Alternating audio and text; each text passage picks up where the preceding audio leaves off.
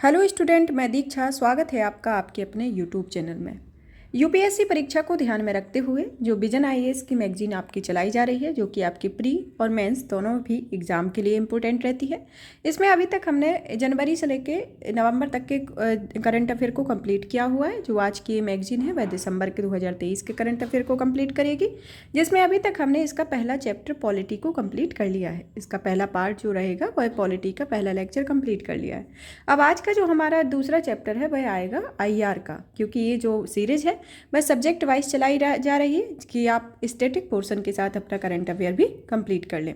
कि जिस तरीके से आपका सब्जेक्ट रहेगा वैसा ही आपका एक लेक्चर रहेगा। जैसे पॉलिटी का है तो पॉलिटी का एक लेक्चर है, आईआर का एक लेक्चर है। तो आपको जिस सेक्शन को उठा के पढ़ना है आप उसको पढ़ लेंगे, आपको इधर उधर करने की ज़रूरत नहीं रहेगी।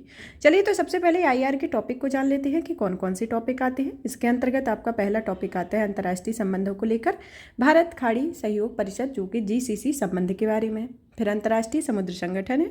उसके बाद आपकी संक्षिप्त सुर्खियाँ जैसे भारत केन्या संबंध और भारत ओमान से द्विपक्षीय संबंधों को बढ़ावा देने के लिए विजन डॉक्यूमेंट को मंजूरी देना।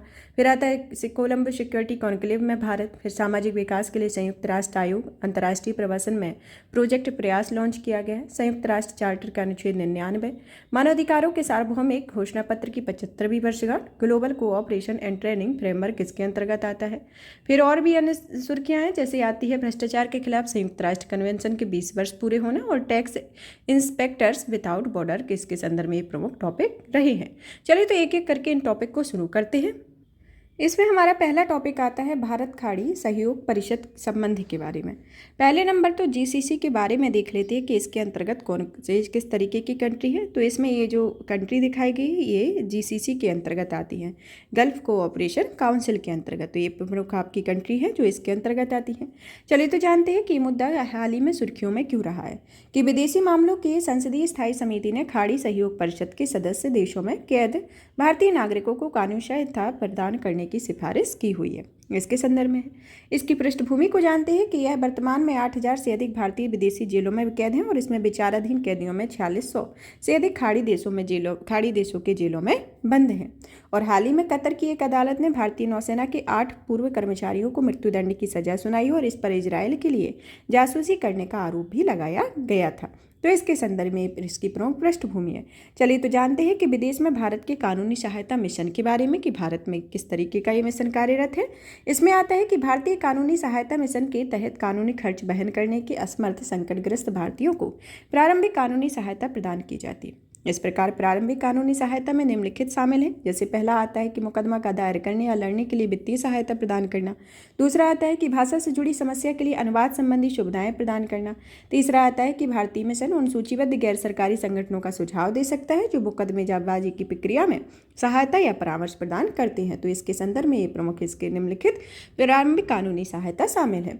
मुकदमेबाजी की जो प्रक्रिया है वह केवल कानूनी सहायता द्वारा प्रदान की जाती है और भारतीय मिशन स्वयं कानूनी वाद लड़ने के लिए न्यायालय नहीं जाता है। वकीलों के फीस का भुगतान जो होता है वह भारतीय समुदाय कल्याण कोष में किया जाता है। इसके संदर्भ में आता है। चलिए तो जानते हैं कि जो भारतीय समुदाय कल्याण कोष है उसमें किस तरीके से इसका इस्तेमाल किया जाता है। तो इसके संदर्भ में प्रमुख क्षेत्रों को जानते हैं।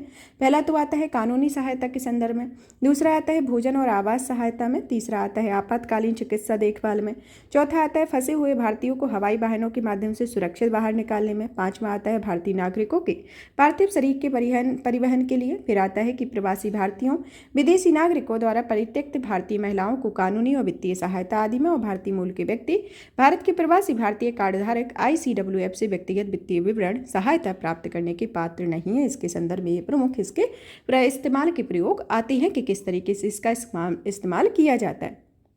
चलिए तो जानते हैं भारत खाड़ी सहयोग संबंध के बारे में। इसके सहयोग संबंध के बारे में जानने के पहले देख लेते हैं कि भारत जो खाड़ी सहयोग संगठन है उसका किस देश इसमें शामिल है। इसके अंतर्गत आपके 6 देश शामिल हैं, जिसमें आपका आता है सऊदी अरब, फिर आता है संयुक्त अरब अमीरात, कतर, कुवैत, ओमान और बहरीन आता है। कौन कौन सा आता है? सऊदी अरब, बहरीन, कतर, कुवैत, ओमान, इसके अंतर्गत ये 6 कंट्री इसमें आती हैं। यह जो होता है इसमें ईरान और इराक इसके सदस्य नहीं हो। और जीसीसी की जो स्थापना है वर्ष 1981 में रियाद में सऊदी अरब में की गई थी और इस संगठन की जो आधिकारिक भाषा है वह अरबी भाषा के अंतर्गत आता है। अब आता है आपका नेक्स्ट भारत खाड़ी सहयोग परिषद संबंध के बारे में।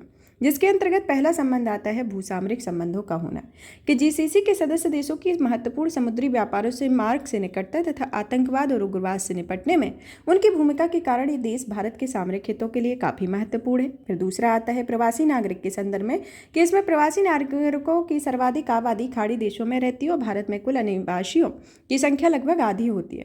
भारत को प्राप्त होने वाले समग्र विपरीत प्रवाह में दूसरा बड़ा हिस्सा जीसीसी देशों का होता है। इसके आर्थिक के संदर्भ में देखा जाए तो आर्थिक में जीसीसी वर्तमान में भारत का सबसे बड़ा व्यापारिक भागीदार संगठन है।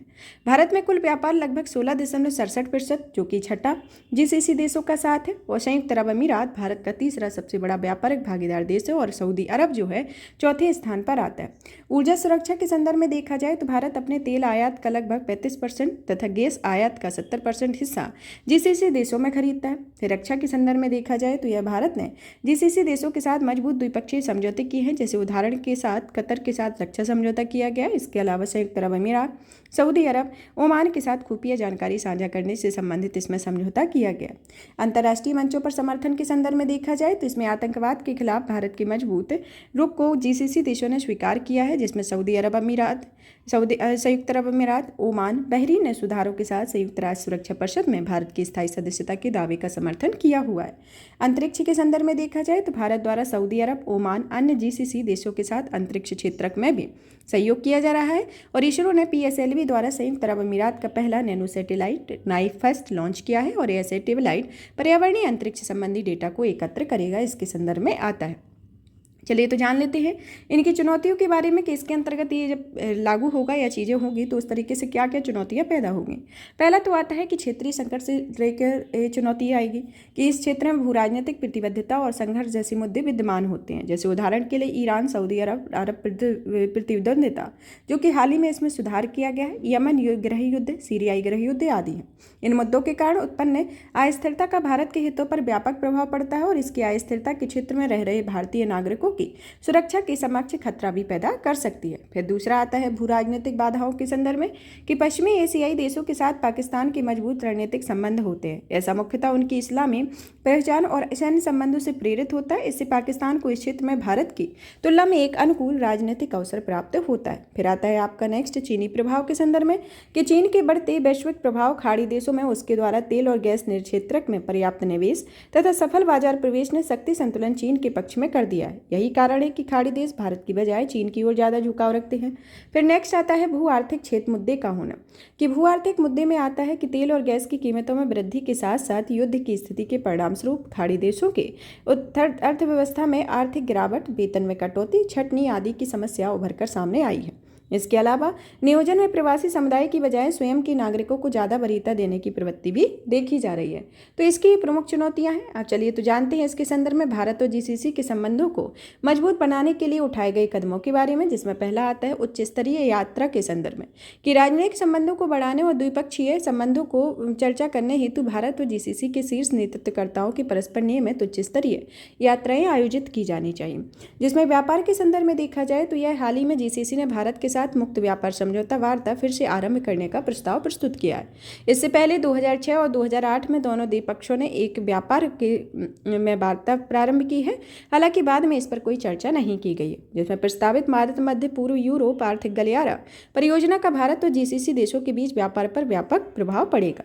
संस्कृति के संदर्भ में देखा जाए तो संस्कृति में भारत ने अलग अलग खाड़ी देशों के साथ सांस्कृतिक सहयोग बढ़ाने के लिए कई सांस्कृतिक आदान प्रदान कार्यक्रमों पर हस्ताक्षर किए हुए हैं। प्रवासी भारतीयों के लिए प्रयास के संदर्भ में देखा जाए तो खाड़ी देशों ने भारतीय कामगारों में अधिक पारदर्शी और व्यवस्थित प्रवास के लिए ई माइग्रेट और ई कॉन्सुलर संबंधी शिकायतों के समाधान के लिए मदद या MADAD पोर्टल की शुरुआत की गई है। तो इसके संदर्भ में उठाए गए कदम है जो कि भारत और जीसीसी के संबंधों को और मजबूत करते हैं। अब आता है इसके संदर्भ में आगे की राह को देख लेते हैं, जिसमें पहला आता है कि आर्थिक संबंधों में विविधता का आना, कि भारत और खाड़ी देशों में अपने संबंधों का तेल और गैस व्यापार के अलावा भी अन्य क्षेत्रों में विस्तार करना चाहिए। इन्हें अपने संबंधों को प्रौद्योगिकी, स्वास्थ्य देखभाल और नवीनीकरण ऊर्जा जैसे अलग अलग क्षेत्रों तक बढ़ाने का प्रयास करना चाहिए। दूसरा आता है क्षेत्रीय सुरक्षा से जुड़े मुद्दों पर सहयोग करने के संदर्भ में, कि दोनों पक्षों को अपनी क्षेत्रीय सुरक्षा से जुड़े मुद्दों को साझा करना, जिसमें समुद्री सुरक्षा जैसे पायरेसी और आपदा प्रतिक्रियाओं पर एक साथ काम करके समस्याओं का समाधान करके इनको ध्यान देना चाहिए। फिर तीसरा आता है सांस्कृतिक आदान प्रदान और लोगों के बीच संपर्क को लेकर कि इसमें भारत और जीसीसी देशों को अपने आपसी संबंधों को प्रगाढ़ या घनिष्ठ करने के लिए सांस्कृतिक आदान प्रदान को बढ़ावा देना चाहिए। साथ ही पर्यटन को प्रोत्साहन प्रदान करना चाहिए और लोगों के बीच संपर्क को सुविधाजनक बनाना चाहिए, जिससे भारत और खाड़ी देशों के बीच संबंध मजबूत होंगे। फिर नेक्स्ट अब यहाँ पे आपका टॉपिक फिनिश होता है। अब नेक्स्ट आता है अंतर्राष्ट्रीय समुद्र संगठन के बारे में, इंटरनेशनल मैरीटाइम ऑर्गेनाइजेशन के बारे में। हाल ही में ये सुर्खियों में क्यों रहा, इसके सुर्खियों में रहने के पहले आप जान लेते हैं कि ये अंतर्राष्ट्रीय समुद्री संगठन होता क्या है। इसके संदर्भ में इसका हेडक्वार्टर कहाँ है, इसका उद्देश्य क्या है, इसकी स्थापना कब हुई, इसकी संरचना और सदस्यों के बारे में जानते हैं। अंतर्राष्ट्रीय समुद्री संगठन की स्थापना 1948 में IMO कन्वेंशन को अपनाने के बाद हुई थी। यह संयुक्त राष्ट्र की एक विशेष एजेंसी है जिसका उद्देश्य आपसी सहयोग के जरिए सुरक्षित, सिक्योर, पर्यावरण के अनुकूल, कुशल और सतत पोत परिवहन को बढ़ावा देना होता है। इसकी संरचना को समझा जाए तो संरचना के संदर्भ में इसमें एक सभा, एक परिषद, 5 मुख्य समितियां और कई उप समितियां होती हैं। इसमें IMO की 5 मुख्य समितियां होती हैं, जिसमें पहली आती है समुद्री सुरक्षा समिति, दूसरी समुद्री पर्यावरण संरक्षण समिति, तीसरी कानूनी समिति, चौथी आती है तकनीकी सहयोग समिति और 5वीं आती है सुविधा समिति। इसके सदस्यों की संख्या के संदर्भ में देखा जाए तो इसमें टोटल अभी तक 175 सदस्य देश हैं और 3 एसोसिएट सदस्य, जिसका भारत भी इसका सदस्य देश आता है। चलिए तो जानते हैं कि यह आखिर सुर्खियों में क्यों रहा। सुर्खियों के संदर्भ में जानते हैं कि भारत में अंतर्राष्ट्रीय समुद्र संगठन परिषद में सर्वाधिक मतों के साथ 2 वर्ष के कार्यकाल के लिए फिर से चुना गया। IMO परिषद के बारे में देखा जाए तो यह परिषद IMO का एक कार्यकारी निकाय है और यह IMO के कार्यों की निगरानी भी करता है। परिषद में सदस्य देशों की संख्या 40 है और इसके सदस्यों में असेंबल द्वारा 2 वर्षों के कार्यकाल के लिए इसे चुना जाता है। इसमें सदस्य देशों को निम्नलिखित 3 श्रेणियों में बांटा जाता है, जिसके अंतर्गत पहली श्रेणी 1 आती है कि इस श्रेणी में अंतर्राष्ट्रीय पोत परिवहन सेवाएं प्रदान करने में रुचि रखने वाले देश शामिल होते हैं। श्रेणी B में आती है कि इस श्रेणी में अंतर्राष्ट्रीय समुद्री व्यापार में रुचि रखने वाले देश आते हैं, जिसमें भारत इस श्रेणी में फिर से चुना गया है। और तीसरी श्रेणी C आती है कि इस श्रेणी में समुद्री परिवहन या नेविगेशन में रुचि रखने वाले देश शामिल हैं और ये ऐसे देश होते हैं जिनके चयन से दुनिया के सभी महत्वपूर्ण भौगोलिक क्षेत्रों का प्रतिनिधित्व सुनिश्चित होता है। तो इसके संदर्भ में परिषद के बारे में प्रमुख श्रेणियां होती हैं। चलिए तो जानते हैं IMO के महत्व के बारे में, जिसके अंतर्गत आपका पहला महत्व आता है पर्यावरण संरक्षण के संदर्भ में।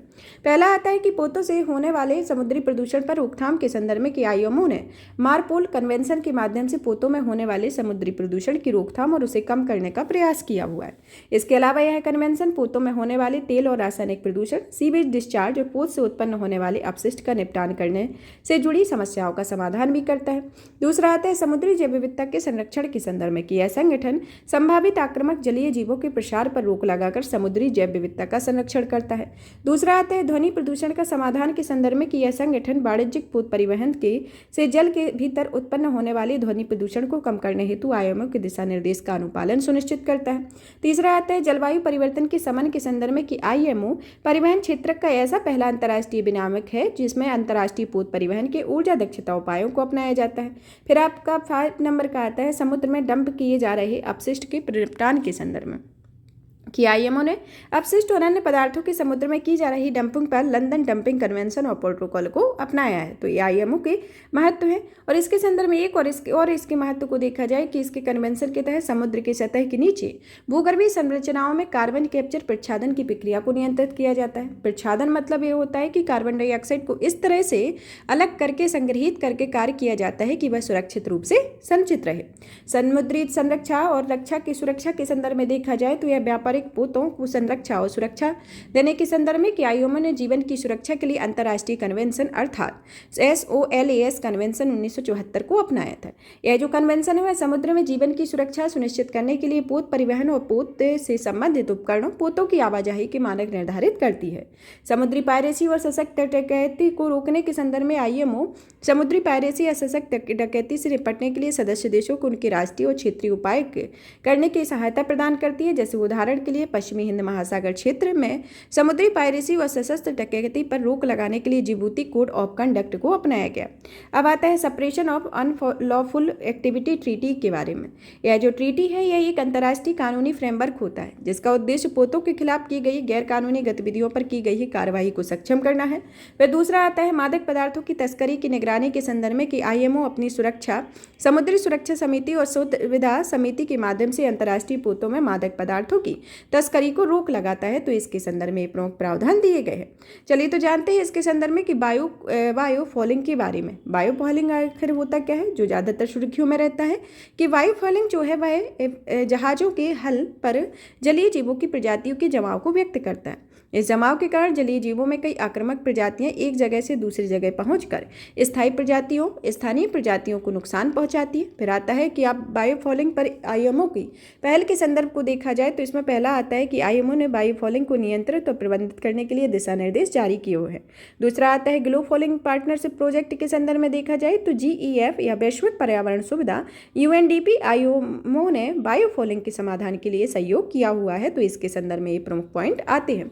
अब आते हैं इसकी चुनौतियों को देखा जाए तो आईएमओ के समक्ष चुनौतियां भी आती हैं, जिसके अंतर्गत पहली चुनौती आती है कि संगठन में सदस्य देशों का असमान प्रभाव होना, कि आईएमओ का मौजूदा वित्त पोषण तंत्र कई कमजोरियों से ग्रस्त होता है। इसे न्याय संगत बनाने के लिए अधिक उत्सर्जन करने वाले राष्ट्रों से अधिक धन और कम उत्सर्जन करने वाले राष्ट्रों से कम धन लेने की व्यवस्था की जानी चाहिए। और असमान वित्त पोषण के कारण कुछ सदस्य देशों का असमान प्रभाव भी पड़ता है। फिर आता है उद्योगों का अनुपात विहीन प्रभाव के संदर्भ में, कि इसमें के परिणामस्वरूप आईएमओ में ऐसे रुख अपनाता है जो जलवायु परिवर्तन समन जैसी अन्य समस्याओं के उद्योग की चिंताओं को समान रूप से समर्थन नहीं करता। ट्रांसपेरेंसी इंटरनेशनल के अनुसार आईएमओ के अंदर समिति स्तर पर सभी परामर्शकारी सदस्यों में 57% उद्योग समूहों से संबंधित होते हैं। इसके बाद आता है उभरती प्रौद्योगिकियों को विनियमित करने की क्षमता के प्रभाव के संदर्भ में देखा जाए तो आईएमओ के पास पर्याप्त कार्यबल का अभाव होता है। इसके कारण इसकी प्रौद्योगिकियों को विनियमित करने की क्षमता कम होती है। फिर आता है वार्ताओं के दौरान राजनीतिक सहमति के अभाव के संदर्भ में देखा जाए तो उदाहरण के तौर पर अर्जेंटीना, ब्राजील, भारत जैसे CBDRRC सिद्धांत का हवाला देते हैं ताकि GSC का विनिमय भेदभावपूर्ण तरीके से ना हो सके। और संगठन का अत्यधिक सीमित विनियामकी दायरा होने के संदर्भ में आईएमओ ने नीतिगत मिश्रण में आर्थिक साधनों और वैकल्पिक प्रणोदन की प्रौद्योगिकियों जैसे नवीन साधनों का भी अभाव है। इसके संदर्भ में इसके समक्ष चुनौतियां आती हैं। अब इसको निष्कर्ष के तौर पे देखा जाए तो उपयुक्त वर्णित में से ये चुनौतियां जो हैं भारत के समक्ष परिषद का सदस्य होने के नाते एक सक्रिय भूमिका बनाने के आधार पर प्रस्तुत होती हैं। भारत अपनी सक्रिय भूमिका के माध्यम से अंतर्राष्ट्रीय समुद्री संगठन में संगठनात्मक और गवर्नेंस संबंधी सुधार करने में मदद करता है। इसके अलावा भारत पोतों की सुरक्षित और संधारणीय आवाजाही सुनिश्चित करने सहित महासागरों और समुद्रों के संरक्षण एवं उनकी संधारणीय उपयोग को बढ़ावा दे सकता है, जो कि सतत विकास के लक्ष्य 14 में इसको प्रमाणित किया गया है। तो इस तरीके से इसको निष्कर्ष के तौर पर समझ सकते हैं। अब आता है आपका नेक्स्ट संक्षिप्त सुर्खियों के बारे में, जिसमें आपकी पहली सुर्खी आती है भारत केन्या संबंध के बारे में। अब केन्या के राष्ट्रपति ने द्विपक्षीय संबंधों को बढ़ावा देने के लिए भारत की राजकीय यात्रा की। चलिए तो जानते हैं कि यात्रा के मुख्य आउटकम पर नजर डालते हैं, जिसके अंतर्गत पहला आता है कि अलग अलग क्षेत्रों के सहयोग हेतु 5 समझौते पर हस्ताक्षर किए गए। इन क्षेत्रों में खेल, शिक्षा, डिजिटल समाधान, ऊर्जा, डिजिटल पब्लिक इंफ्रास्ट्रक्चर और स्वास्थ्य सेवाएं इसके अंतर्गत शामिल है। साथ ही हिंद महासागर क्षेत्र में समुद्री भागीदारी को बढ़ावा देने के लिए संयुक्त विजन दस्तावेज भी जारी किया गया है। इसमें पायरेसी, मादक पदार्थों की तस्करी व आतंकवाद से निपटने में मदद मिलेगी। इसके अलावा और भी आते हैं कि भारत ने केन्या को $250 मिलियन अमेरिकी डॉलर का लाइन ऑफ क्रेडिट देने की भी घोषणा की है। और यह लाइन ऑफ क्रेडिट कृषि क्षेत्र के आधुनिकीकरण के उपयोग के लिए लाया जाएगा। और लाइन ऑफ क्रेडिट विकासशील देशों को रियायती ब्याज दरों को प्रदान किए जाने पर एक सॉफ्ट लोन है। अब आता है द्विपक्षीय संबंधों के मुख्य पहलू पर नजर डालें, कि जिसमें पहला आता है कूटनीतिक, कि केन्या पूर्वी अफ्रीकी समुदाय में एक मजबूत भागीदार है। भारत ने 2003 में EAC के साथ एक सहयोग समझौते पर हस्ताक्षर किए हैं। EAC एक अन्य सदस्य जिसमें Burundi, DR Congo, Rwanda, Uganda, south Sudan और तंजानिया आते हैं। साथ ही यह वॉइस ऑफ ग्लोबल साउथ के रूप में उभरने में भारत के विजन का भी हिस्सा है। इसके व्यापार के संदर्भ में देखा जाए तो यह वर्तमान में दोनों देशों के बीच द्विपक्षीय व्यापार का लगभग 3.39 बिलियन अमेरिकी डॉलर का है। और 1981 में भारत केन्या व्यापार समझौते के तहत दोनों देशों ने एक दूसरे को मोस्ट फेवर्ड नेशन का दर्जा दिया हुआ है। विश्व व्यापार संगठन के समझौते के तहत मोस्ट फेवर्ड नेशन की यह व्यवस्था इस बात पर जोर देती है कि देश आमतौर पर अपने व्यापारिक भागीदारों के लिए भेदभाव नहीं कर सकते हैं। इसके संदर्भ में आता है। अब आता है आपका कि दोनों देशों ने 1989 में DTAA पर हस्ताक्षर किए हुए हैं। इसे 2016 में संशोधित किया गया था और इसे 2017 में लागू किया गया। समुद्री सहयोग के संदर्भ में देखा जाए तो दोनों देशों में इंडियन ओशन रिम एसोसिएशन के सदस्य बनाया गया, जिसमें नागरिकों के स्तर पर संपर्क के तौर पर देखा जाए तो केन्या में भारतीय मूल के लगभग 80,000 लोग रहते हैं। केन्या आने वाले विदेशी पर्यटकों की संख्या के मामले में भारत तीसरे स्थान पर है, जिसमें केन्या के नागरिकों ने निम्नलिखित कार्यक्रमों के माध्यम से भारत में विभिन्न क्षेत्रों में प्रशिक्षण और छात्रवृत्ति का भी लाभ उठाया है। भारतीय तकनीकी और आर्थिक सहयोग कार्यक्रम के होता है और इंडिया अफ्रीका फोरम समिट आदि इसके अंतर्गत आता है। अब आता है आपका, इसमें लोकेशन देख लेते हैं केन्या की कि केन्या कहाँ है। जैसे यहाँ से इसे सराउंडेड कंट्री में आता है आपका Ethiopia, Somalia, Nairobi, Tanzania, Rwanda, Burundi, Uganda और साउथ सूडान इसके सराउंडेड कंट्री आते हैं। अब आता है आपका नेक्स्ट, भारत और ओमान में द्विपक्षीय संबंधों को बढ़ावा देने के लिए विजन डॉक्यूमेंट को मंजूरी देना। हाल ही में ओमान के सुल्तान ने भारत की यात्रा की और इस यात्रा के दौरान दोनों देशों ने भविष्य के लिए साझेदारी शीर्षक से एक संयुक्त विजन डॉक्यूमेंट को अपनाया हुआ है। इसके संदर्भ में देखा जाए कि यह डॉक्यूमेंट अमृतकाल के अंतर्गत भारत के विकास लक्ष्यों और ओमान के विजन 2040 के बीच उल्लेखनीय तालमेल को स्वीकार करता है। यह विजन डॉक्यूमेंट में डिजिटल कनेक्टिविटी, चिकित्सा, पर्यटन, समुद्री सुरक्षा, हॉस्पिटैलिटी, अंतरिक्ष, कृषि एवं खाद्य सुरक्षा जैसे कुछ एक क्षेत्रों पर ध्यान केंद्रित किया गया है।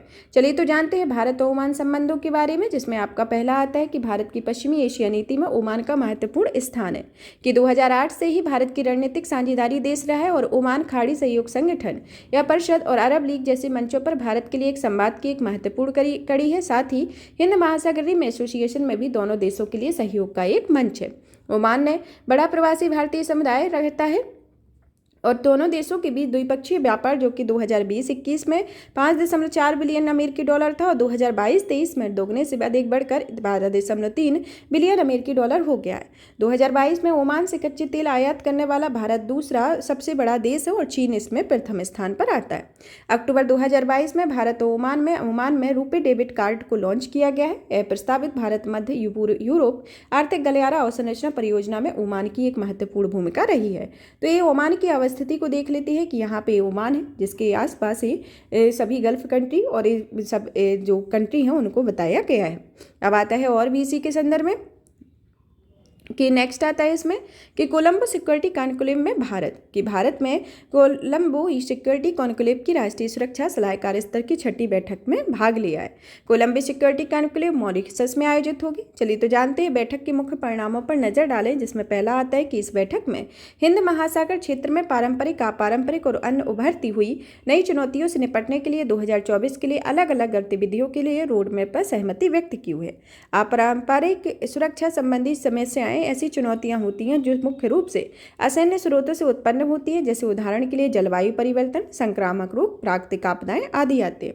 फिर आता है महासागर सूचना सेवा पोर्टल लॉन्च करने की घोषणा की गई, जिस पोर्टल का उद्देश्य समुद्री विज्ञान सूचनाओं के आदान प्रदान को सुगम बनाता है। इसके 5 स्तंभ आते हैं, जिसके अंतर्गत पहला आता है समुद्री सुरक्षा और रक्षा सुनिश्चित करना, दूसरा आता है आतंकवाद और कट्टरपंथी से निपटना, तीसरा आता है तस्करी और अंतर्राष्ट्रीय स्तर में संगठित अपराध से निपटना, चौथा आता है साइबर सुरक्षा और महत्वपूर्ण संरचना की सुरक्षा और 5वां आता है मानवीय सहायता और आपदा राहत को सुनिश्चित करना है।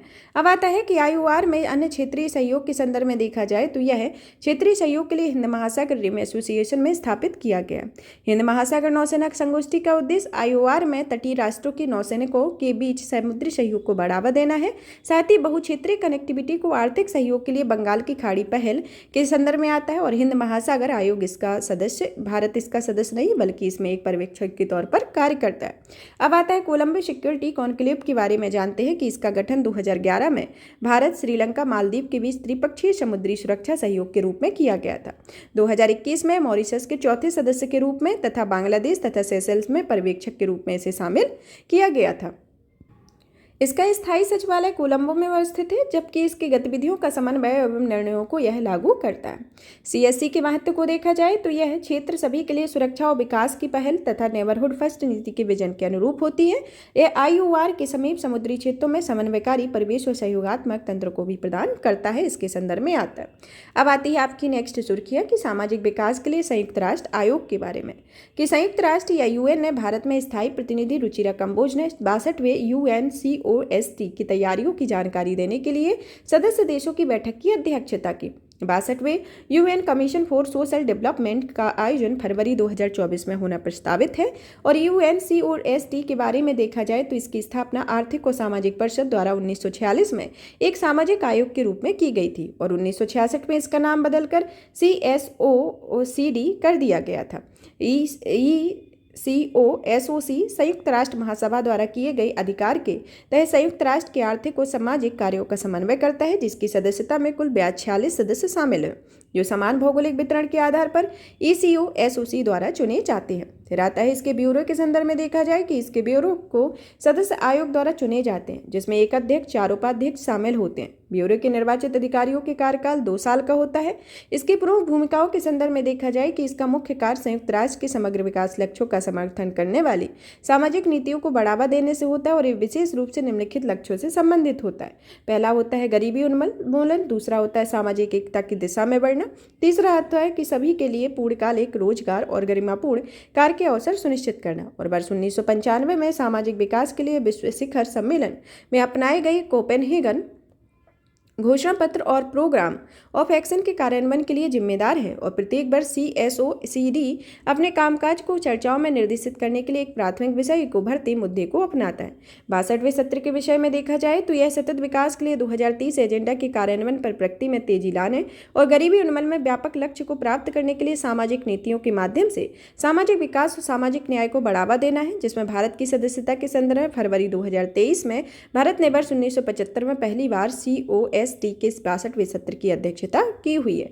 चलिए तो जानते हैं WSSD के बारे में कि WSSD का आयोजन जो है वह 1995 में कनाडा के कोपेनहेगन में किया गया था। इस बैठक में सरकारों ने लोगों को संयुक्त राष्ट्र के विकास प्रयासों के केंद्र में रखने की आवश्यकता पर आम सहमति व्यक्त की थी और इस सामाजिक शिखर सम्मेलन के विकास के उद्देश्यों की तुलना में प्राथमिकता के आधार पर गरीबी उन्मूलन, पूर्णकालिक रोजगार का लक्ष्य हासिल करने और सामाजिक एकता को बढ़ावा देने का संकल्प लिया गया। इसके अतिरिक्त कोपेनहेगन घोषणा पत्र और प्रोग्राम ऑफ एक्शन को अपनाया गया है, जो सरकारों के बीच नई सर्वसम्मति का पर आधारित होता है। इसके संदर्भ में आता है। अब आता है आपका नेक्स्ट टॉपिक, अंतर्राष्ट्रीय प्रवासन संगठन के प्रोजेक्ट प्रयास लॉन्च किया गया है उसके बारे में कि वर्ष 2023-24 के लिए प्रोजेक्ट प्रयास विदेश मंत्रालय के साथ साझेदारी शुरू किया हुआ है। प्रोजेक्ट प्रयास से आशय होता है promoting regular assistant migration for youth and skilled professionals के बारे में। इसका उद्देश्य इच्छुक भारतीय प्रवासी श्रमिकों और छात्रों के लिए सुरक्षित, व्यवस्थित व नियमित प्रवासन में मदद करना है और यह प्रोजेक्ट विदेश मंत्रालय, नीति आयोग और राज्य सरकारों के सहयोग से संचालित किया जाएगा। यह परियोजना सुरक्षित और व्यवस्थित प्रवास मार्गों पर संचार संबंधी सुविधाओं के प्रसार को बढ़ावा देगी और विदेशों में बड़ी संख्या में प्रवासी भारतीय समुदाय रहते हैं और एक डेटा के अनुसार दिसंबर 2021 में 32 मिलियन से अधिक हैं, जो कि पूरी दुनिया भर में फैले हुए हैं। और इसके अलावा भारत दुनिया के सबसे अधिक रेमिटेंस का प्राप्त करता है और यहाँ रेमिटेंस से आशय यह होता है कि विदेशों में रहने वाले भारतीयों द्वारा भारत में भेजे जाने धन से होता है। अब आता है विदेशों में भारतीय प्रवासियों को निम्नलिखित समस्याओं का सामना करना पड़ता है, जिसके अंतर्गत पहली समस्या आती है कि नियमित रूप से पारिश्रमिक नहीं मिलने का खतरा बना रहता है। दूसरी आती है कि वे प्रायः कैजुअल यानी कि अनियमित कार्य के लिए मजबूर होते हैं। तीसरा आता है कि उन्हें पर्याप्त सामाजिक सुरक्षा कवरेज प्राप्त नहीं होता है। चौथा आता है कि बाजार में कार्य की मांग के अनुरूप उन्हें कौशल नहीं होता है। पांचवा आता है कि उन्हें खराब परिस्थितियों में कार्य करना पड़ता है। छठा आता है कि उनकी शिकायतों को दूर करने के लिए कोई तंत्र मौजूद नहीं होता और सातवां आता है कि पारदर्शी न्यायिक प्रणाली तक भी उनकी पहुंच नहीं होती है इत्यादि इसके अंतर्गत आता है। चलिए तो जानते हैं अंतर्राष्ट्रीय प्रवासन संगठन के बारे में कि यह जो संगठन है वह संयुक्त राष्ट्र प्रणाली के अंतर्गत एक अंतर सरकारी संगठन है, जिसका स्थापना 1951 में हुई थी। इसका मुख्यालय जेनेवा में। यह सभी कार्य इसके सभी के लिए लाभ के लिए मानवीय और व्यवस्थित प्रवासन को बढ़ावा देना इसका मुख्य कार्य है। इसमें सदस्य देशों में 175 देश होते हैं, जिसमें भारत भी इसका सदस्य देश है। यह इसकी मुख्य रिपोर्ट यह विश्व प्रवासन रिपोर्ट जारी करती है। अब जानते हैं कि डायस्पोरा के लिए भारत द्वारा किए गए उपायों के बारे में, जिसमें इसके अंतर्गत पहला है कि प्रवास से पहले कामगारों को प्री डिपार्चर ओरिएंटेशन ट्रेनिंग प्रदान की जाती है। दूसरा आता है कि संकट में फंसे प्रवासी की सहायता के लिए प्रवासी भारतीयों की सहायता के लिए भारतीय समुदाय को कल्याण कोष की स्थापित किया गया है। तीसरा आता है कि संकट में फंसी प्रवासी भारतीयों की शिकायतों का समाधान करने के लिए मदद पोर्टल शुरू किया गया। और चौथा आता है कि भारत को जाने कार्यक्रम शुरू किया गया है, जिसका उद्देश्य भारत के युवा प्रवासियों को समकालीन भारत के विविध पहलुओं के बारे में जानकारी देना है। अब आता है आपका नेक्स्ट टॉपिक। इसी के अंतर्गत नेक्स्ट टॉपिक आता है कि संयुक्त राष्ट्र चार्टर के अनुच्छेद 99 के बारे में कि संयुक्त राष्ट्र चार्टर ने गाजा में आसन्न भारतीय संकट के प्रति संयुक्त राष्ट्र सुरक्षा परिषद को सचेत किया। इसके लिए उन्होंने संयुक्त राष्ट्र चार्टर के अनुच्छेद 99 को इस्तेमाल किया है। अनुच्छेद 99 के अनुसार UN महासचिव किसी भी ऐसे मामले को सुरक्षा परिषद के ध्यान में ला सकता है जो उसकी राय में अंतर्राष्ट्रीय शांति और सुरक्षा को खतरे में डाल सकता है। इससे पहले केवल 4 अवसरों पर ही अनुच्छेद 99 का इस्तेमाल किया गया। संयुक्त राष्ट्र चार्टर के अंतर्गत संयुक्त राष्ट्र के संस्थापक दस्तावेज हैं और इस पर 1945 में सैन फ्रांसिस्को में हस्ताक्षर किए गए थे। यह अंतर्राष्ट्रीय संबंधों के मुख्य सिद्धांतों को संहिताबद्ध करता है, जिसमें देशों की संप्रभु समानता जैसे सिद्धांत भी शामिल होते हैं। तो यह संयुक्त राष्ट्र के अनुच्छेद 99 के अंतर्गत आता है। अब आता है मानवाधिकारों की सार्वभौमिक घोषणा पत्र की 75वीं वर्षगांठ के संदर्भ में कि दोनों विश्व युद्धों के परिणामों को ध्यान में रखते हुए संयुक्त राष्ट्र महासभा ने मानवाधिकारों की सार्वभौमिक घोषणा पत्र को 10 दिसंबर 1948 को अनुमोदित किया था। यूडीएचआर की विशेषताओं के बारे में जानें कि इसके अंतर्गत पहला आता है कि इस घोषणा पत्र के अनुसार मानव समुदाय के सभी सदस्यों की अंतर्निहित गरिमा विश्व में स्वतंत्रता, न्याय और शांति की स्थापना की आधारशिला रखी है। इस घोषणा पत्र के अनुसार मानव अधिकार सार्वभौमिक है और इससे आशा है कि अधिकार सभी लोगों को प्राप्त है, चाहे वह कोई भी हो और वह जहां भी रहते हों। फिर आता है यूडीएचआर में निम्नलिखित अंतर्राष्ट्रीय संविधाओं से मिलकर मानवाधिकारों के अंतर्राष्ट्रीय अधिकार पत्र का निर्माण किया जाता है, जिसमें पहला आता है कि नागरिक और राजनीतिक अधिकार पर अंतर्राष्ट्रीय संविदा का होना। दूसरा आता है आर्थिक, सामाजिक और सांस्कृतिक अधिकारों में अंतर्राष्ट्रीय संविदा का होना। यूडीएचआर में 30 मौलिक अधिकारों को रेखांकित किया गया है, जिसके अंतर्गत निम्नलिखित शामिल है। पहला आता है कि नागरिक और राजनीतिक अधिकार के संदर्भ में देखा जाए तो यह जीवन, स्वतंत्रता और निजता के अधिकार आदि आते हैं।